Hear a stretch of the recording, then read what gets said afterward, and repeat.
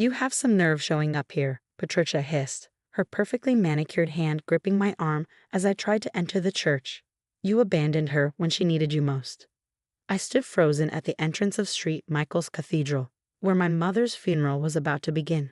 The morning sun filtered through the stained glass windows, casting colorful shadows that felt mockingly cheerful for such a dark day. My name is Alexandra Winters, and at 35 I was being blocked from my own mother's funeral by the woman who'd spent the last 15 years trying to erase me from her life. Let go of me, Patricia, I said quietly, conscious of the gathering crowd of mourners watching our exchange. I have every right to be here. Right? She laughed, but it wasn't a pleasant sound. You lost that right when you walked away, when you left her to suffer alone. The truth burned in my throat, begging to be shouted. I hadn't walked away. I was driven away, pushed out by Patricia's careful manipulation and lies. But I promised myself I wouldn't cause a scene. Not today, not at Mom's funeral. Is there a problem here? A deep voice cut through the tension. Pastor Michael, who'd known our family for decades, stepped forward from the church doorway. Patricia immediately transformed, her grip loosening as she dabbed at invisible tears with her free hand. Oh, Pastor, I'm just so overwhelmed with grief. And now Alexandra shows up, after all these years of breaking her mother's heart. The whispers started then, exactly as Patricia had intended. I could see the judgmental glances from family friends and relatives who only knew the version of events she fed them over the years. She hasn't visited in 15 years. Didn't even call when Ellen was diagnosed. Such a disgrace. But Pastor Michael's kind eyes held mine steadily. He'd been there 15 years ago, though I doubted even he knew the full story. Alexandra, he said warmly, your mother would want you here. Please come in. I walked past Patricia, head held high despite the weight of disapproving stares. The church smelled of lilies and grief, the scent nearly overwhelming as I made my way down the aisle. My steps echoed in the hushed sanctuary, each one feeling like an accusation. The front pews were filled with Patricia's side of the family, the people who'd taken over my mother's life after she married Patricia's father, James, 12 years ago. They shifted uncomfortably as I passed, some turning away entirely. I took a seat in the back, where I could see my mother's casket surrounded by arrangements of her favorite white roses. A large photo of her stood nearby, one I'd never seen before. In it she was smiling, but it wasn't the bright, infectious smile I remembered from my childhood. This smile seemed dimmer, more resigned. Patricia took her place in the front row, leaning against my stepfather James, who hadn't even acknowledged my presence. She turned slightly, throwing a triumphant glance my way before whispering something to her daughter, Emma, who snickered in response. As Pastor Michael approached the podium, I closed my eyes, fighting back tears. The last time I'd seen Mom was through a hospital window 3 months ago. Patricia had convinced the staff I wasn't on the approved visitors list.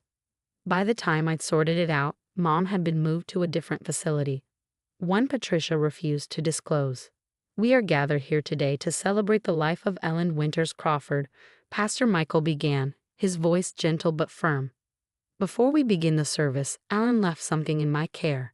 She was quite insistent that it be shared today. My eyes snapped open as he reached beneath the podium and withdrew a worn leather-bound book. Patricia sat up straighter, her spine stiffening visibly. Her diary, Pastor Michael explained, and these. He lifted a bundle of envelopes held together with a faded blue ribbon. Ellen wrote faithfully for 15 years, and she asked that I read selected passages today. That won't be necessary, Patricia interrupted, half rising from her seat. We should focus on the service. It was Ellen's explicit wish, Pastor Michael said firmly, opening the diary to a marked page, and we are here to honor her wishes. The silence in the church grew heavier as he cleared his throat. But before he could begin reading, Patricia stood up fully, her voice sharp with barely controlled panic. Those are private family matters, she insisted. This isn't appropriate for. Dated September 15, 2008, Pastor Michael read, speaking over her objection. My dearest Alexandra. Patricia sank back into her seat, her face draining of color. In that moment, I understood. She knew what was in those letters. She knew what truths that diary held. My heart pounded as Pastor Michael continued reading, his voice carrying clearly through the hushed church. For 15 years, I'd carried the weight of being the bad daughter, the one who'd supposedly abandoned her mother. But as the first letter unfurled in Pastor Michael's steady voice, I realized that finally, after all these years, the truth was about to come out. The congregation shifted uncomfortably, all eyes now moving between me and Patricia as Pastor Michael turned the page. My stepmother's perfectly composed mask was cracking, and for the first time since I'd arrived, I allowed myself a small smile. Mom had always told me that the truth would come to light eventually. I just never expected it would be here, now in front of everyone who judged me. As Pastor Michael continued reading, I settled back in my seat, ready to hear what my mother had really been writing all those years I was kept away. My dearest Alexandra, Pastor Michael read, his voice echoing through the silent church. Today they told me I couldn't call you. Patricia said it would be best if we had a clean break after the incident. But she doesn't know I'm writing these letters, keeping track of every day I'm forced to be apart from you. I watched as several heads turned toward Patricia, who sat rigid in the front pew, her knuckles white as she gripped her purse. The incident they blame you for was entirely orchestrated. Pastor Michael continued reading. Patricia convinced James that you stole her mother's jewelry during your last visit. I know you didn't. I saw her hide the pieces in Emma's room myself. But when I tried to speak up, Patricia threatened to stop my medical treatments if I defended you. Gasps echoed through the church. Emma, my stepsister, slid down in her seat, her face flushed with guilt. Each day, I watched them systematically erase you from my life. They've removed our family photos, blocked your number from my phone, and intercepted your letters. But they can't erase you from my heart. Pastor Michael paused, reaching for the bundle of envelopes. These letters were written to you, Alexandra, but never sent. Your mother managed to get them to me one by one over the years, asking me to keep them safe until the right moment. He untied the blue ribbon, and dozens of envelopes spilled across the podium. Each one was dated, addressed to me in my mother's familiar handwriting. January 3rd, 2010, he read from another letter. Today was your birthday. Patricia threw a party for Emma instead, claiming it would help me move on. But I sat in my room looking at the only photo of you I have left, the tiny one I keep hidden in my locket. You would be 22 today. I wonder if you still wear your hair long, if you still love photography, if you finished college. Tears streamed down my face now. I had finished college, graduated with honors in photography. I'd sent the photos to Mom's address, but like everything else, they never reached her. March 15th, 2015, Pastor Michael selected another letter. They've moved me to a new house today, further away from our old neighborhood. I overheard Patricia telling James it was necessary because you've been asking neighbors about me. My heart soared knowing you were still trying to find me, still fighting to reach me. Don't give up, my darling girl. I hadn't given up. I'd hired private investigators, contacted police, but Patricia had always been one step ahead, moving Mom from place to place, convincing authorities that I was mentally unstable and pursuing an elderly woman who wanted no contact. Pastor Michael opened the diary to its final pages. This entry is dated just 3 weeks ago, he said softly. I know I don't have much time left. The cancer has spread, and Patricia controls my care completely now. But I've made sure these letters will reveal the truth. My dearest Alexandra, if you're hearing this, know that I never believed their lies. I never stopped loving you, never stopped fighting to reach you. They told me you had abandoned me, but I saw the cards they threw away, the gifts they returned, the calls they blocked. Patricia stood up abruptly. This is slander, she shouted. Ellen was confused near the end, her medication. The silence that followed was deafening. James had his head in his hands, while Emma couldn't meet anyone's eyes. But Patricia was already moving toward the exit, her heels clicking rapidly against the church floor.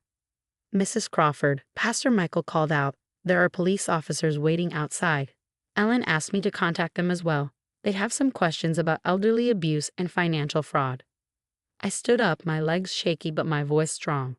Patricia. She froze at the door. You couldn't erase me after all. Mom made sure of that. Through my tears, I saw Pastor Michael gathering the letters, handling them with the care they deserved. 15 years of my mother's love, hidden but never lost, finally coming to light.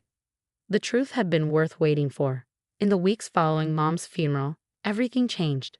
The police investigation uncovered even more than Mom's letters had revealed.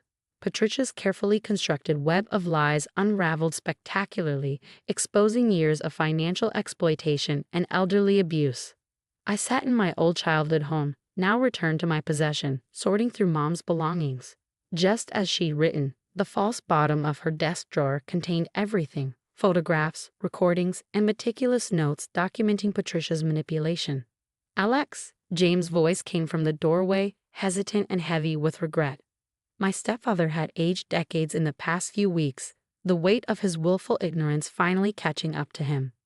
"Come in," I said, not looking up from the photo album I found, one Patricia hadn't managed to destroy. It was filled with pictures from my childhood, Mom and me smiling, happy, before everything fell apart. "I've been going through Patricia's things," he said, sitting heavily in Mom's reading chair. "Found these in her personal safe." He handed me a stack of cards and letters, all the birthday cards, Christmas wishes, and notes I'd sent Mom over the years. "She kept everything you sent as evidence against you," she said, "but I think she needed to maintain control, to keep proving to herself that she was justified." I took the letters with trembling hands. 15 years of communication that had never reached Mom, yet somehow found their way back to me now. "I was blind," James continued, his voice breaking. "I chose to believe Patricia because it was easier than questioning her. Your mother, Ellen, tried to tell me so many times, but I wouldn't listen."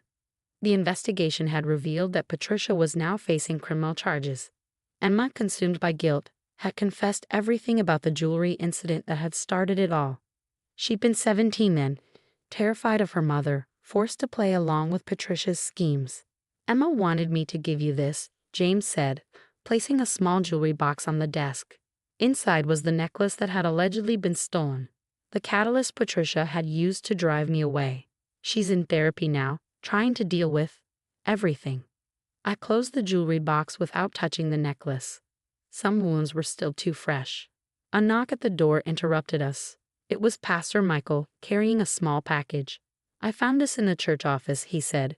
"Your mother left it there years ago, with instructions to give it to you after the letters were read." Inside was a simple leather-bound photo album. On the first page, Mom had written, "For Alexandra, all the moments I couldn't share with you." As I turned the pages, tears filled my eyes. Mom had documented everything. My graduation day, she'd been there, hidden in the crowd. Art exhibitions of my photography work, even the opening of my studio.